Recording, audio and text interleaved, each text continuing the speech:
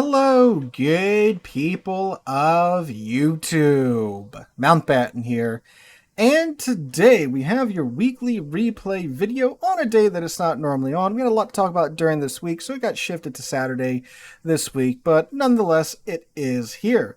For those of you joining us first time in a replay video, this is a live reaction replay.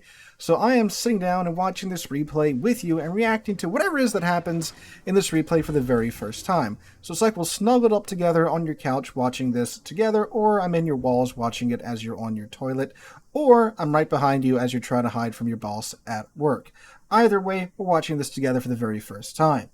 So, in today's replay, we have the Tier 9 Premium Italian battleship, the Giuseppe Verdi, being driven by one Digital Nomad.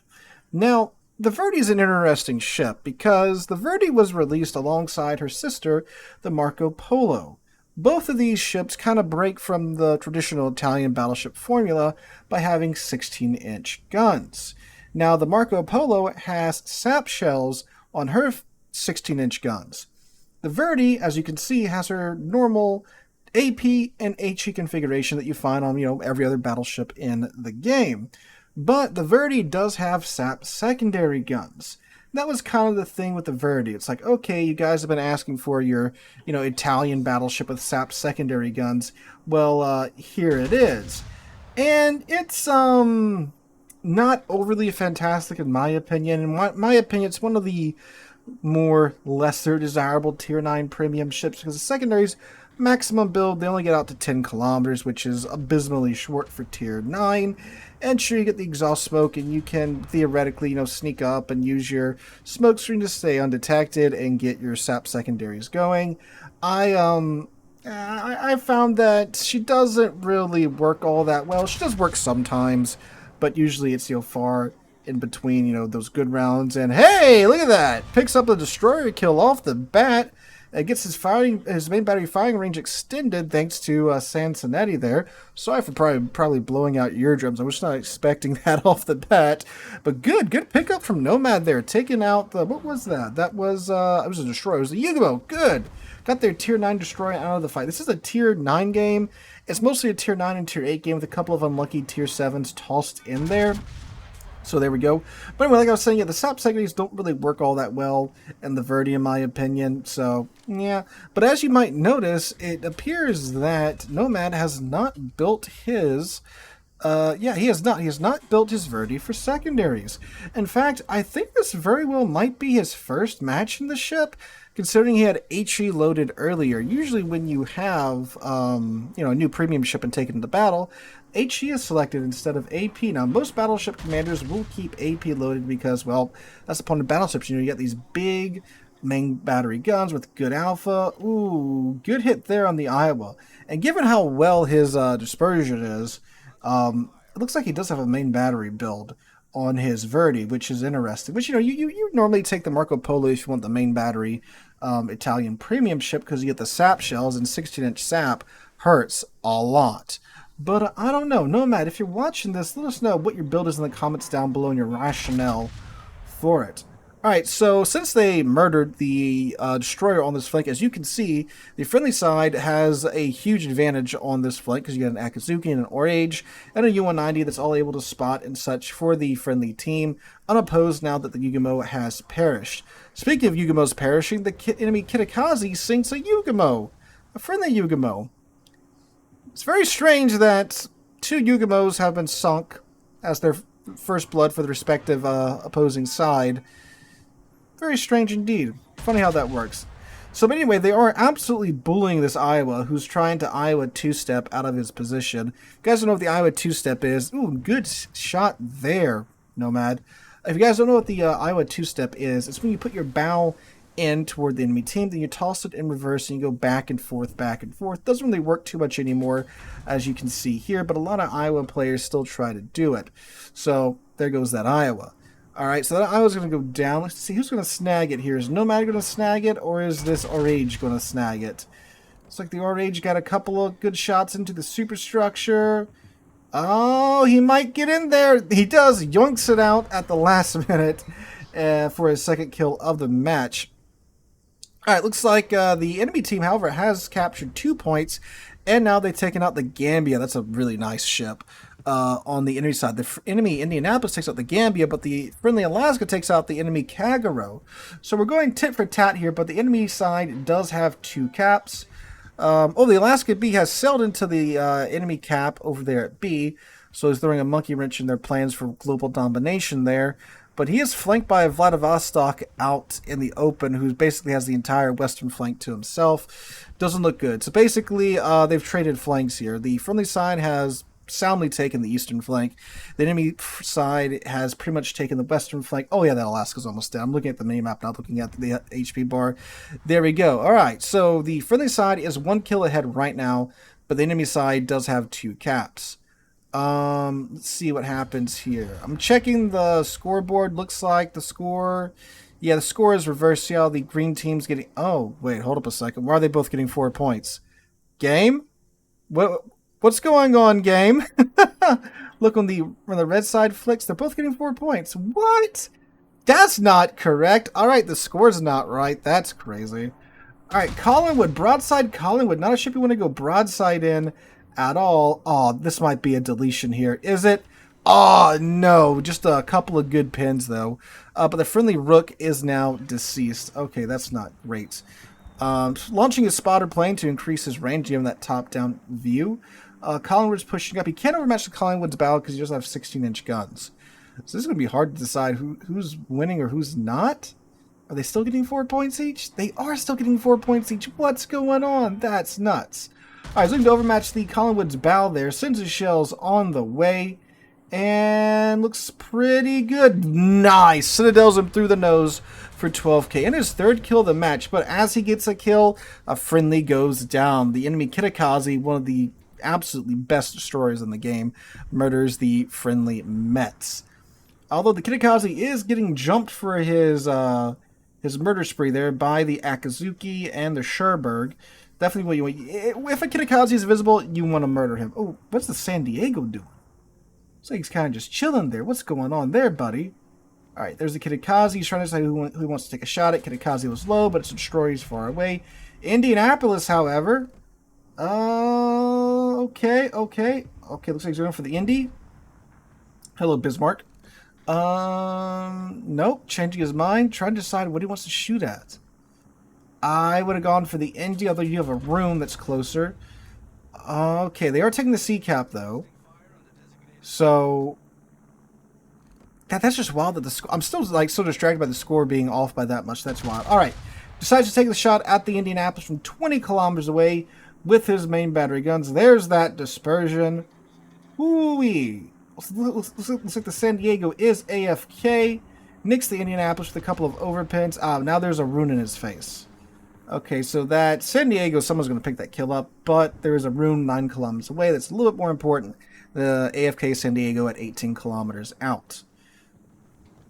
So, looks like the friendly side is moving as one.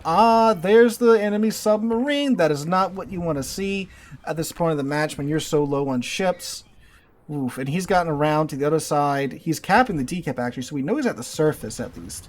So those depth charges, if they connect, they're going to do serious damage to that submarine. All right, takes a pot shot at the San Diego from 19 kilometers away. If he's not moving, this should be a pretty good hit. Sinop takes a torpedo there while he's trying to dodge the submarine torps. Oh, nice. 16k off of the San Diego. Don't know what's happened with that guy. He's definitely, he logged in.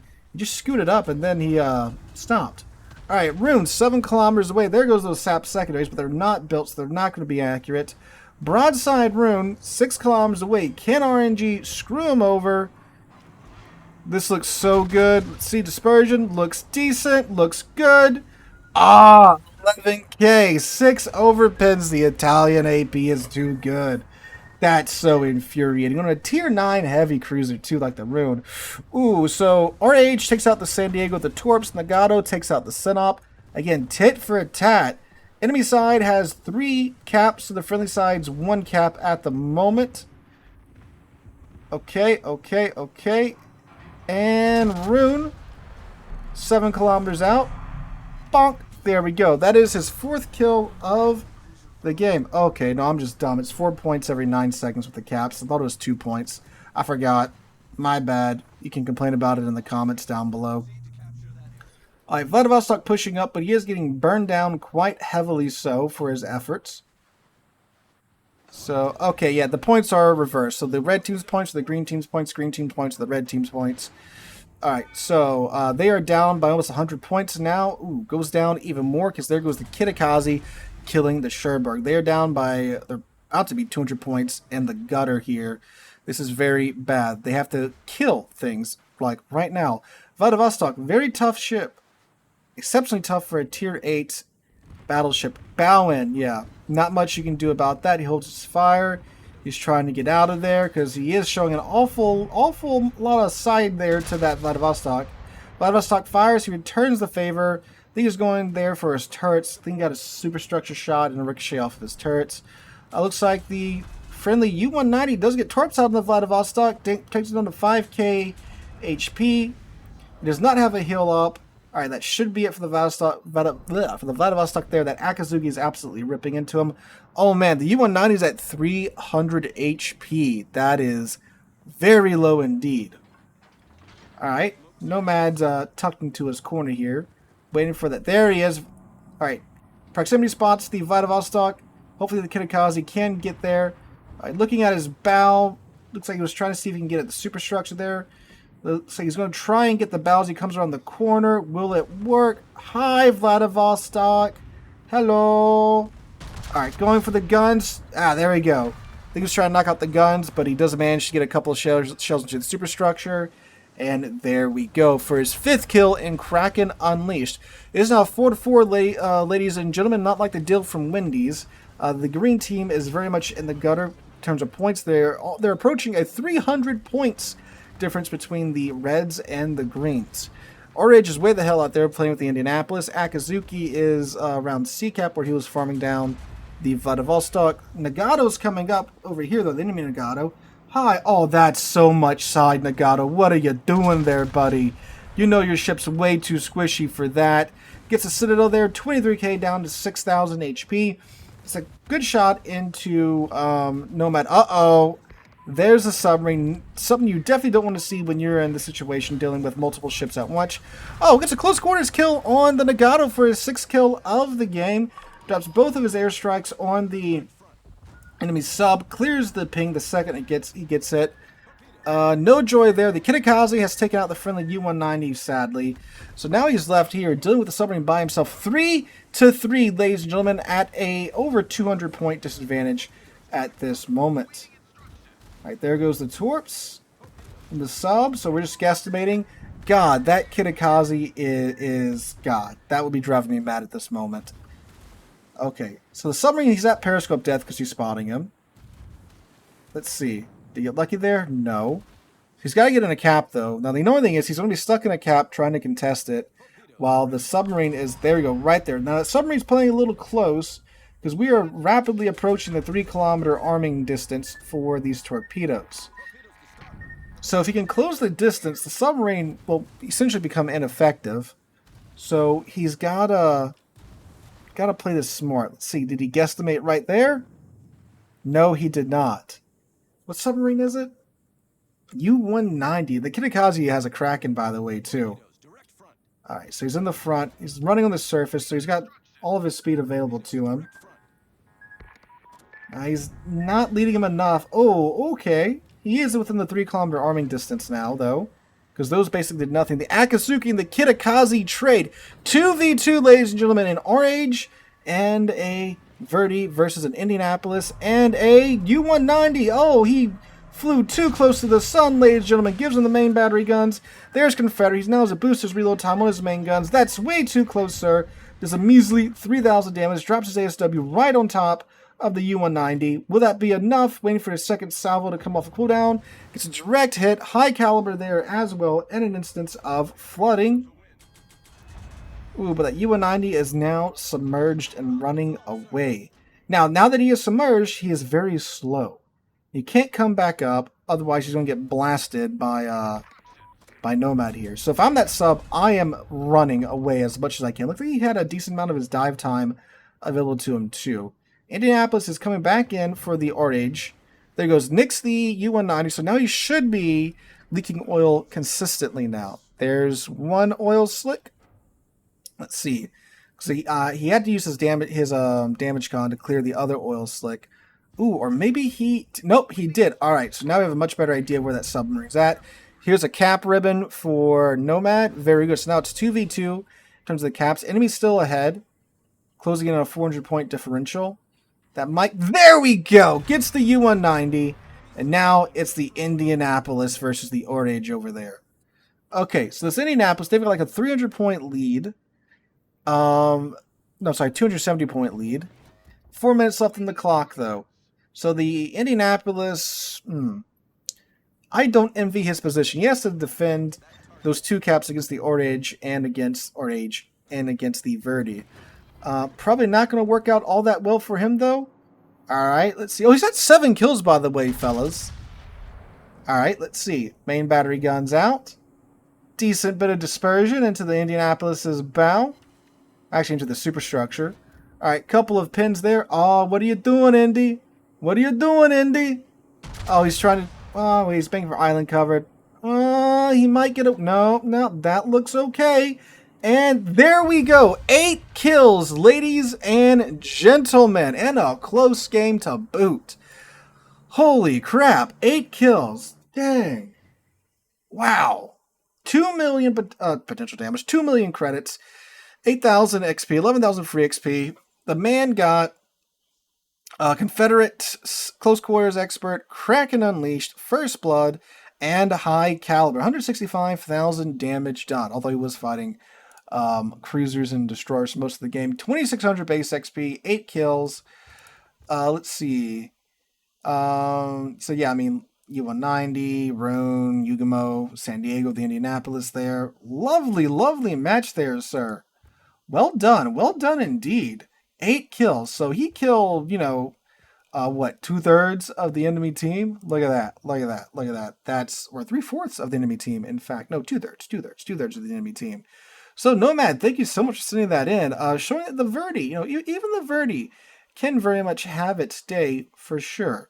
So maybe I'll go main battery build mine, see how it does. Seems to work a lot better than a secondary build, that's for sure. So guys, if you have an excellent game like this that you'd like to see featured here on the channel, you can send it into the email linked in the description down below, or you can join the community Discord and submit it via the replay channel there as well. Hope you guys enjoy. Have a wonderful Saturday, wonderful rest of your weekend. Hope to catch you guys in the next one.